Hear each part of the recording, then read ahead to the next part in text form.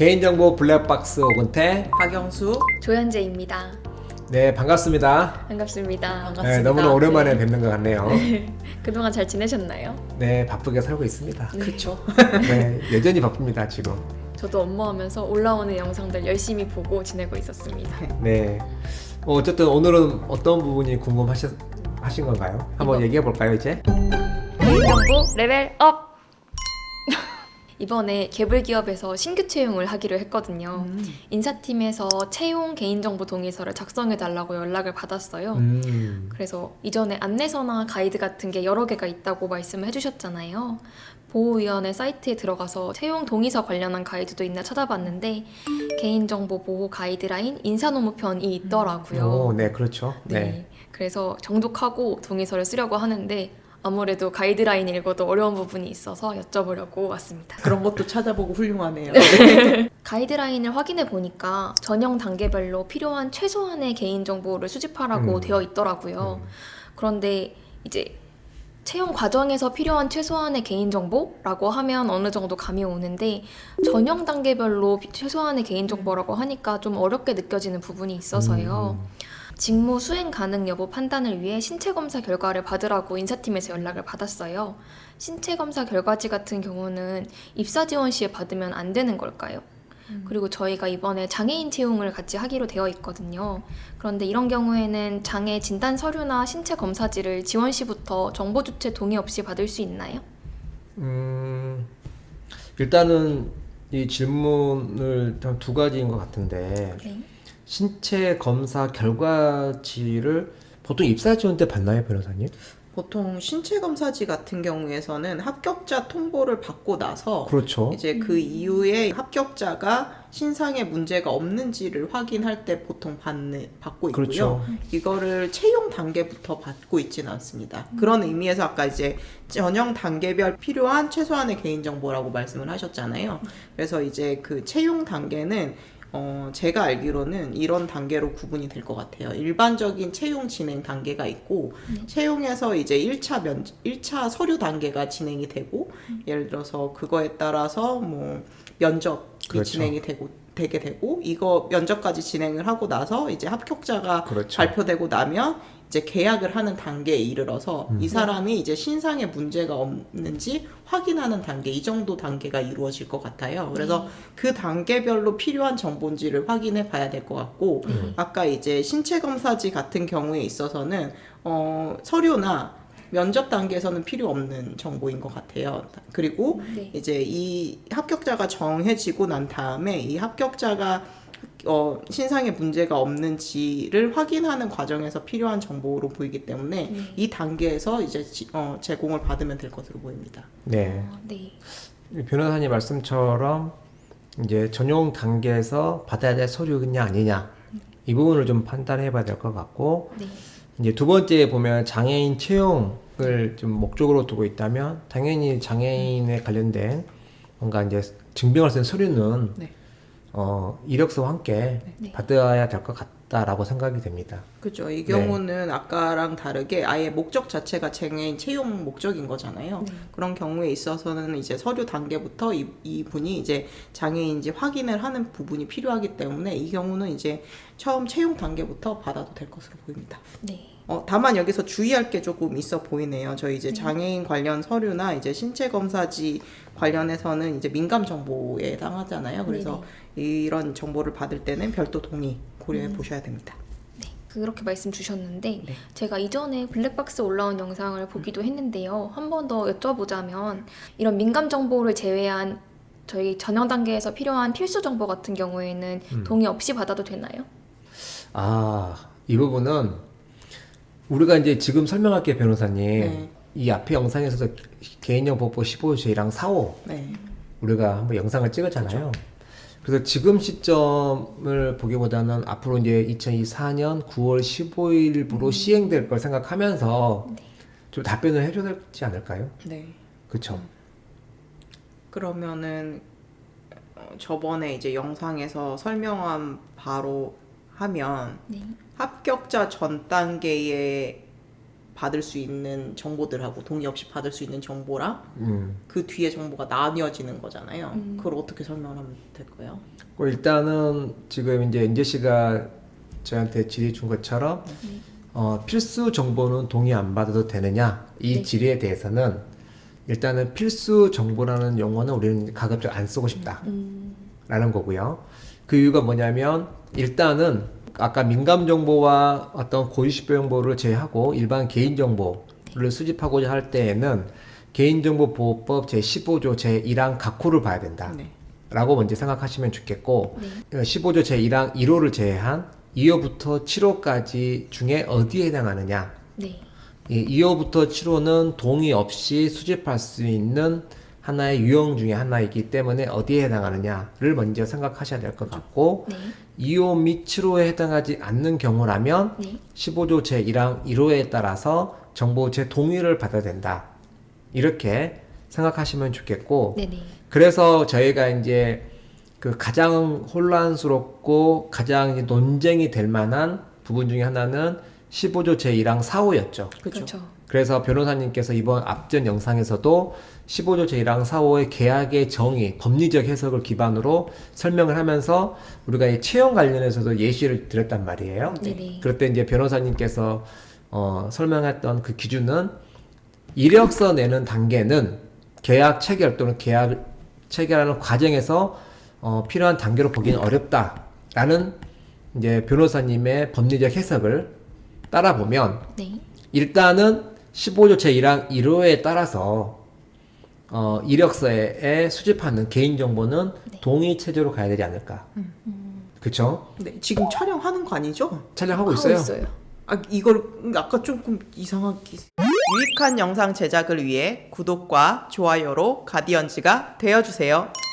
여기서는 이제 저희가 저번 영상에서 촬영한 것처럼 이거를 필수냐 선택이냐라고 구분을 하기보다 먼저 살펴볼 거는 처리 근거를 뭘로 가져갈 건지를 먼저 그렇죠. 생각을 네. 해봐야 될 것 같아요. 네. 여기서는 이제 해당되는 처리 근거는 개인정보법 제15조 제1항 제1호 그리고 4호가 해당될 수 있을 것 같은데요.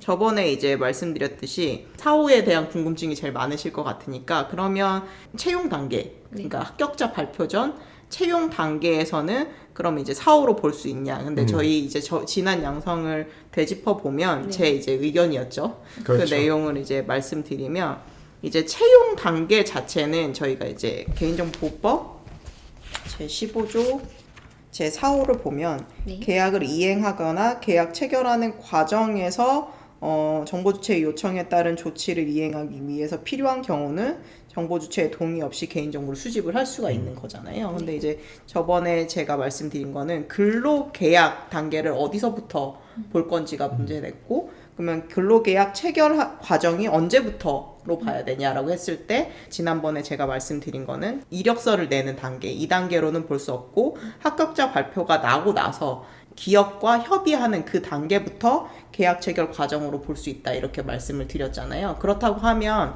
합격자 발표가 나기 전까지는 4호를 근거로 할 게 아니라 1호에 따라 이제 동의를 받는 것이 좀 적합해 보이고 이제 합격자 발표가 난 이후부터에 있어서는 그 경우는 이제 계약 체결 과정에 있기 때문에 이제 정보 주체의 동의 없이 이제 개인 정보를 수집할 수 있을 것 같다 이런 의견을 드리고 싶습니다. 네. 저도 이전 영상을 챙겨봤기 때문에 알고 있었지만 네. 한 번 더 확인차 여쭤봤습니다. 네, 알겠습니다. 그럼요. 네. 네, 같이 보시는 분들도 이전 영상 안 보셨을 수도 있으니까 한 번 더 여쭤봤고요. 혹시 안 보신 분들이 있다면 아래 링크 달아놓을 테니 확인하고 오세요. 네. 개인정보 레벨 업! 이어서 질문 드릴 게 있는데요. 이제 가이드라인 읽어보다 보니까 불합격 시에 개인정보 파기를 어떻게 해야 되는지도 적혀 있더라고요. 그 내용을 확인해 보니까 이제 서류를 받았을 때는 반환 청구 기간을 정해서 그때까지 보관할 수가 있고 이때 구직자의 요청이 있는 경우에는 다시 반환해 주기 위해서 보관할 수 있다고 되어 있더라고요. 그런데 이제 아래 보니까 홈페이지 전자우편으로 제출하여 반환이 어려운 서류 또는 구직자가 요구하지 않은 이미 제출 서류는 반환 대상이 아니나 채용하지 않기로 결정하는 등으로 불필요하게 된 때는 지체 없이 통상 5일 이내 파기해야 함이라고 적혀 있더라고요. 그런데 이제 홈페이지를 통해서 보통은 채용 서류를 받게 될 텐데 이러면 반환 청구 기간을 따로 정할 수가 없게 되는 건가요? 더 궁금한 점은 이제 채용하다 보면 일을 해보고 막 일주일 만에 그만두시거나 아니면 다른 회사에 붙어서 뭐 바로 이직을 하시거나 하는 구직자분들이 계시거든요. 이럴 경우에는 저희가 최종 면접을 봤던 후보자들 중에서 다시 연락을 보내고 싶은데 통상 5일 이내에 파기해야 한다고 하면 이걸 저희가 수집해 놓을 수는 없는 건가요? 네. 변호사님이 답변해 보시겠어요? 네.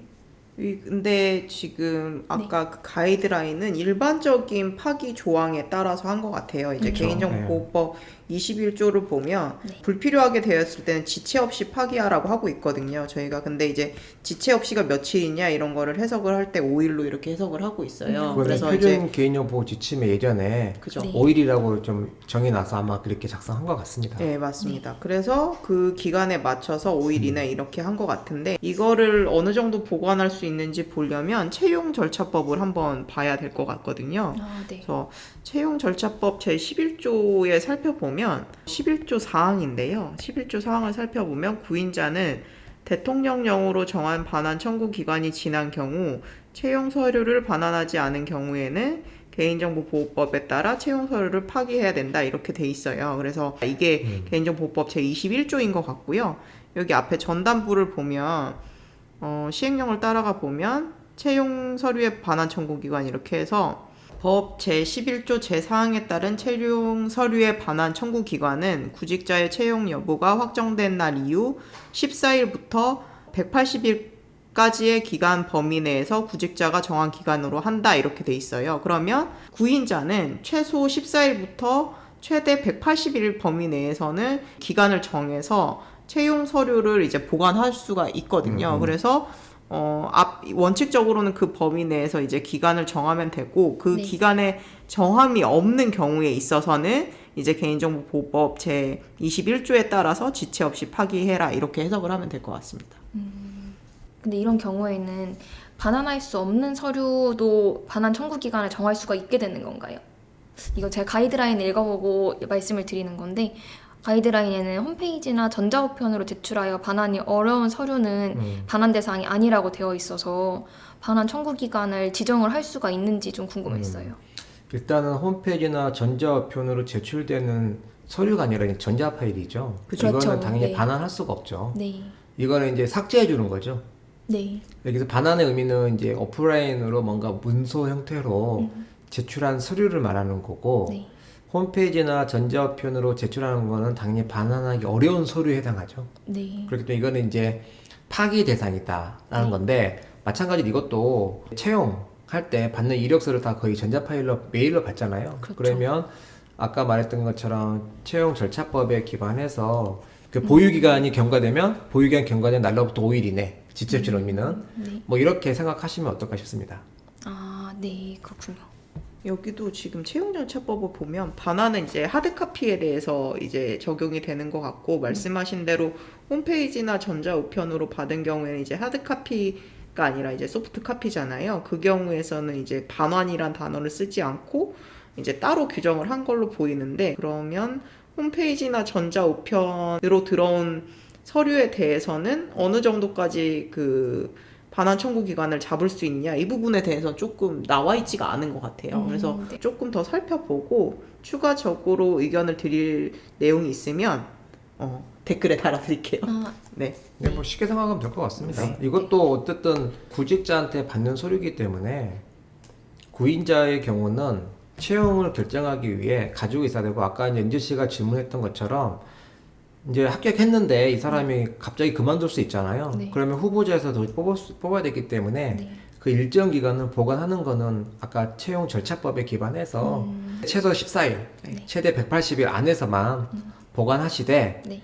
그 우리가 내부적으로 우리가 뭐 3개월만 보관하겠다라고 정했다면 3개월이 지나면 그건 이제 무조건 파기해야 되겠죠. 그리고 다시 채용 후보 다시 올려야 되겠죠. 아, 네. 뭐 이렇게 생각하시면 될 것 같습니다. 네, 감사합니다. 네네. 설명해주신 내용 잘 들었고요. 이제 말씀해주신 내용과 제가 공부한 내용 바탕으로 동의서를 한번 작성을 해봤는데요. 이대로 내면 큰일 날 것 같아서 한번 가져와 봤습니다. 한번 보시고 이제 고쳐야 될 부분 알려주시면 감사하겠습니다. 이게 지금 개인정보 업무 가이드 인사 노무편 보신 거죠? 네, 맞습니다. 이게 지금 2023년 1월 공개된 건데 우리가 지금 카운셀링 하는 거는 현재 개정된 개인정보보호법 그리고 앞으로 시행될 2024년 9월 15일부로 시행될 것까지 생각하면서 그죠. 어쨌든 좀 살펴보는 걸 전제로 같이 보시면 좋을 것 같아요. 한번 보시죠, 뭐 일단. 네. 개인정보 레벨 업!